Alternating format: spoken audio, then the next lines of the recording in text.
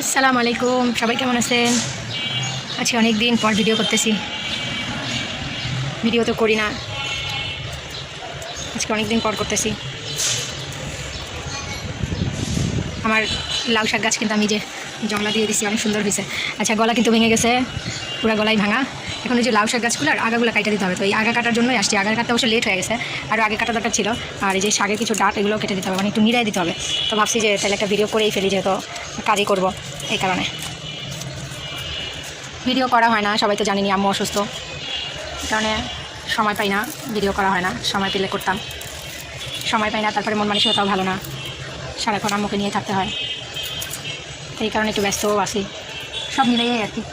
আসবা না বুকু, আসবা না, আসবা না, তুমি অনেক বেয়াদব, আসবা না। তুমি এই গাছটারে পুরো নষ্ট করে ফেলছো। ও এইখান থেকে লাভ দেয়, এইখান থেকে লাভ দিয়ে এইটার উপরে আসে। আমি এটার মধ্যে আলু লাগাইছি, আলু গাছগুলো হয়েছে, কিন্তু ওর কারণে আলু গাছগুলো ঠিকমতো হতে পারে না। ও এত বেয়াদব। আসবা না, যাও যাও তুমি।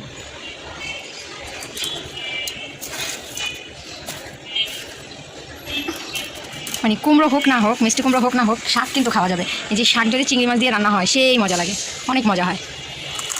আম্মুরও খুব ফেভারেট মিষ্টি কুমড়া শাক, আমারও খুব ফেভারেট, আমরা সবাই খুব পছন্দ করি। তো ভাবছি যে এখনও তো বেশি বড় হয় না, তো পাতাগুলো তো খাওয়া যাবে, তো পাতাগুলো নষ্ট না করে এগুলোই চিংড়ি মাছ দিয়ে রান্না করি। যত্ন নেওয়া হয় নাই, হসপিটালে ছিলাম, তারপরে আম্মুকে নিয়ে থাকা, এই কারণে গাছগাছালিরও ওইভাবে যত্ন নেওয়া হয় নাই। তো ভাবলাম আজকে একটু গাছগুলোকে ঠিকঠাকও করে দিই, আর কয়েকটা পাতা পোতাও কেটে নিই। এই কয়েকটা পাতা পোতা দিয়েই একটু ছোট্ট একটা আলু দিয়ে চিংড়ি মাছ দিয়ে রান্না করলে ভালোই লাগবে, খারাপ লাগবে না।